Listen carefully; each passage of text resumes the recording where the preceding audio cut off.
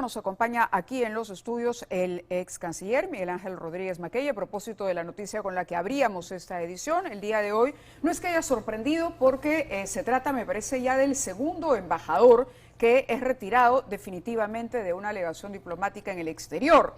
Esta noche nos hemos enterado que el gobierno, a través, por supuesto, de la Cancillería, ha decidido retirar definitivamente a nuestro embajador en Colombia. Y esta decisión obedece a las reiteradas expresiones, dice el comunicado, que ha tenido el presidente Petro respecto a lo que ocurrió el 7 de diciembre, al no reconocer que hubo un golpe de Estado y así mellar la imagen de nuestro país en el exterior. Vamos a recordar qué es lo que dijo exactamente Gustavo Petro. A nadie se le pueden quitar sus derechos políticos sino por sentencia de juez penal, es decir, porque cometió un delito. De juez. Bueno, aquí tenemos un presidente que debería estar aquí, está preso por detención preventiva. Lo sacaron, un golpe, Perú. Si Pedro Castillo no está hoy aquí, es porque dio un golpe de Estado. De otra manera, tendrían entre ustedes a un dictador. Ante el golpe de Estado perpetrado por el expresidente Pedro Castillo el 7 de diciembre del 2022, en pocas horas todas las instituciones democráticas del Perú se movilizaron para restaurar el orden constitucional y fortalecer nuestra democracia, en estricto apego a la separación de poderes y a nuestra constitución política. Esa es la realidad, aunque algunos pretendan desconocerla y distorsionarla. El ex canciller Rodríguez Maquei nos acompaña esta noche. Parece que el gobierno le ha hecho caso. Era su sugerencia la última vez que conversamos sobre este tema. Es verdad, Mávila. Muchas gracias por la invitación. Es el tercer embajador. ¿Tercero? Acuérdate, Honduras. Honduras. Xiomara Castro. Correcto. ¿No es cierto? México. También en México. En ambos casos fueron muy frontales con Perú. Nosotros retiramos definitivamente nuestro embajador en Honduras y en México. Lo que acaba de pasar es la crónica de un retiro anunciado. O sea, ha habido una conducta reiterada y permanente del presidente Petro que desconoce las reglas de una relación bilateral armoniosa, como corresponde a dos países miembros de la Comunidad Andina, miembros de la Alianza del Pacífico.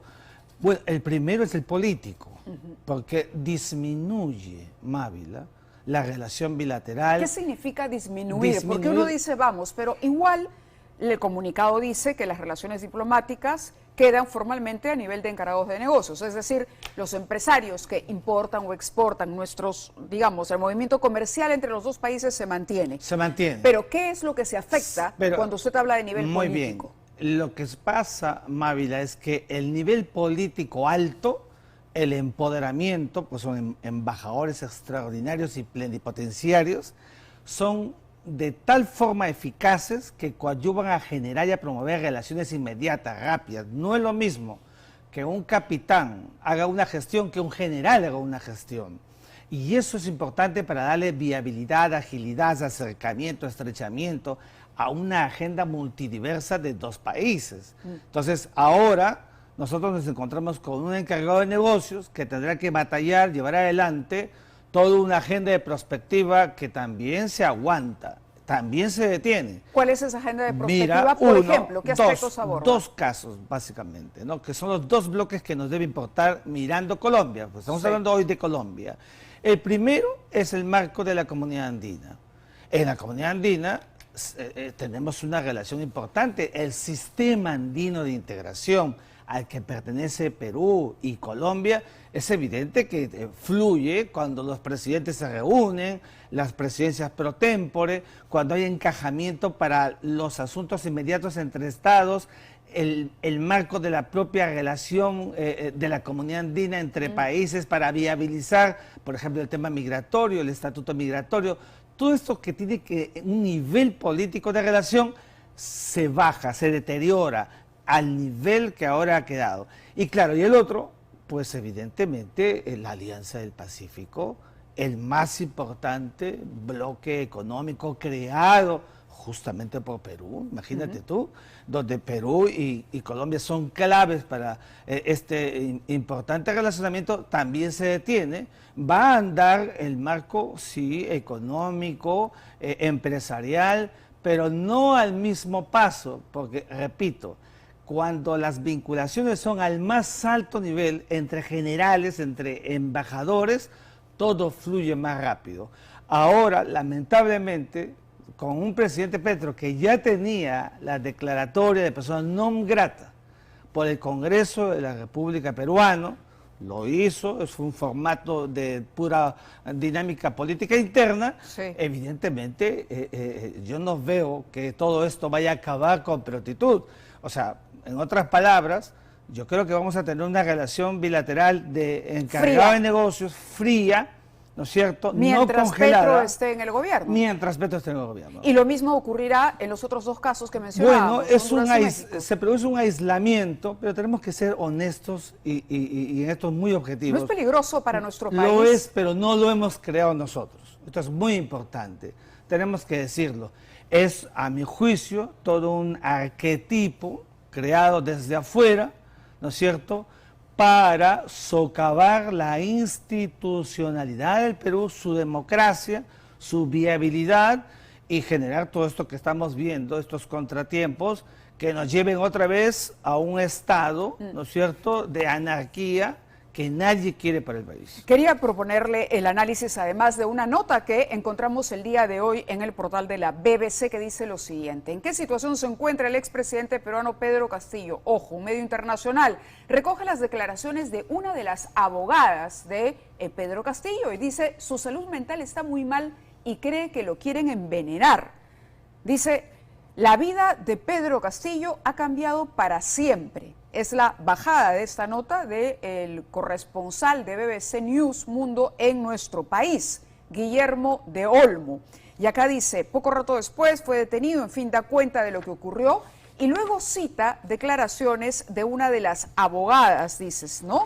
Donde ella se refiere, por ejemplo, a su situación carcelaria, ¿no? Y a que siente que en cualquier momento podrían envenenarlo, a que ha perdido muchísimo peso y que a que se está negando a comer, ¿no?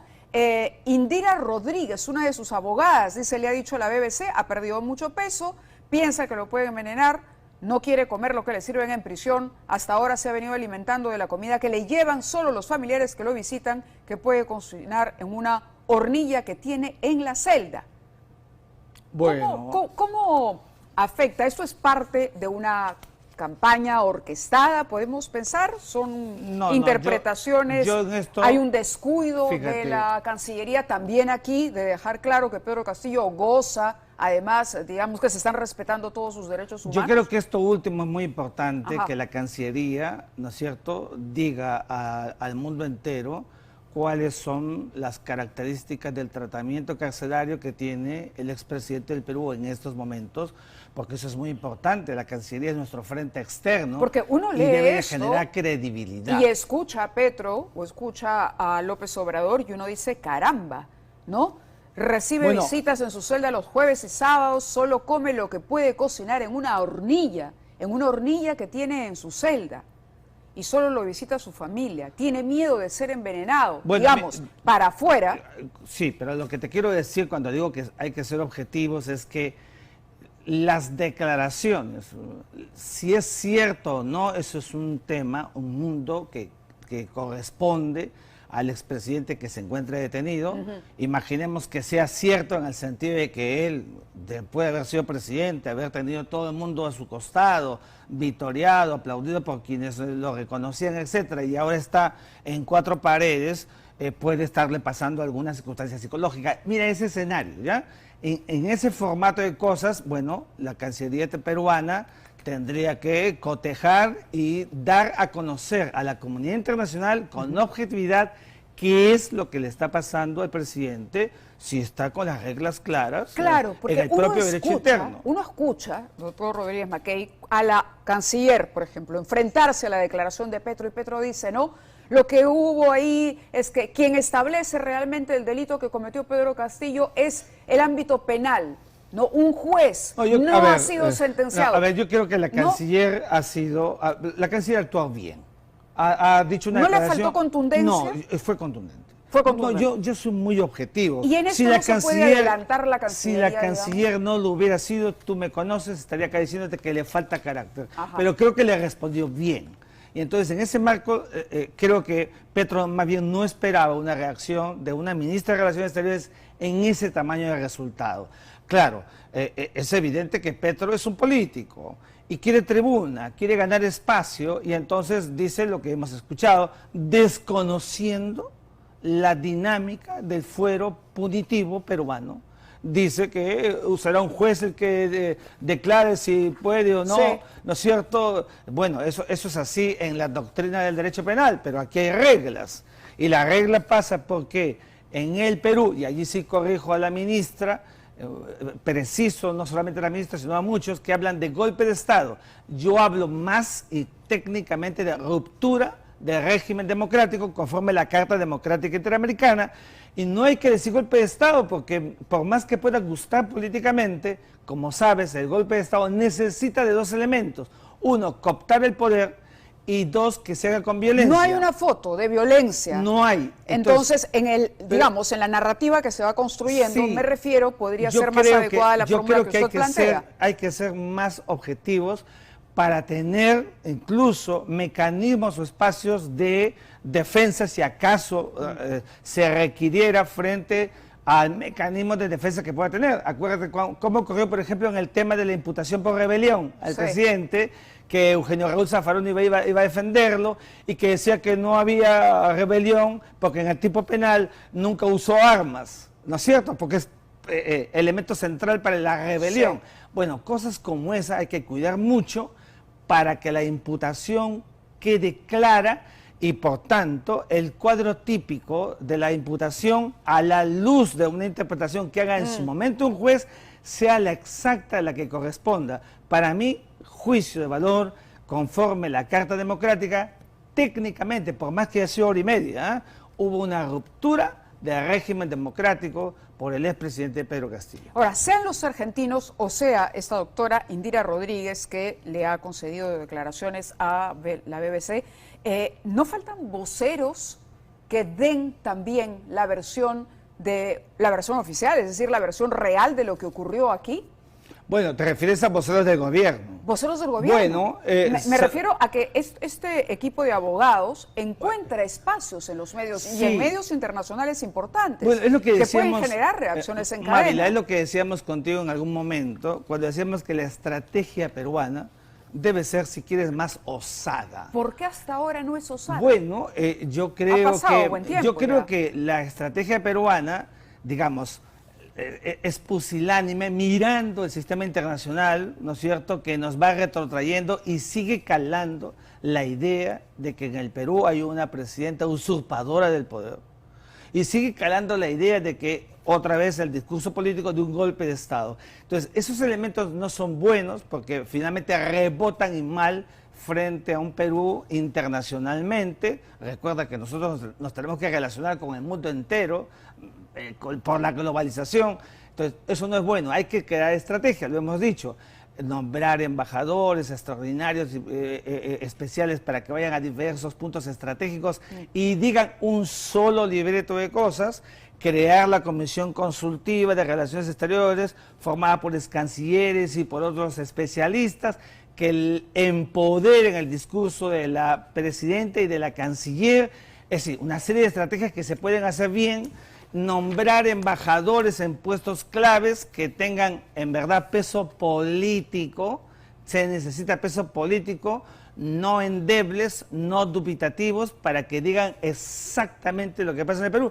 Pero eso no se asume, no se entiende y se actúa solo lo que pasó, por inmediatez. Claro, solamente no solo por inmediatez. lo que pasó el 7 de diciembre, que ya estamos entrando a abril, y todavía no ha quedado del todo claro para algunos, sino la situación en la que está Castillo, es decir, el respeto de los derechos humanos y el debido proceso al que se le está sometiendo. Eso tiene que quedar claro. Pero por supuesto, mira, yo vengo de Buenos Aires, donde he participado del tercer foro mundial de derechos humanos, comprenderás que no solamente hemos visto todos los temas que son de la doctrina de derechos humanos, he tomado cafés con gentes que me han preguntado sobre lo que pasa en el Perú, los derechos humanos. Yo les hablaba más bien, oigan, fíjense en los derechos humanos de los policías, el policía calcinado, de los militares ahogados que murieron en el río Ilave.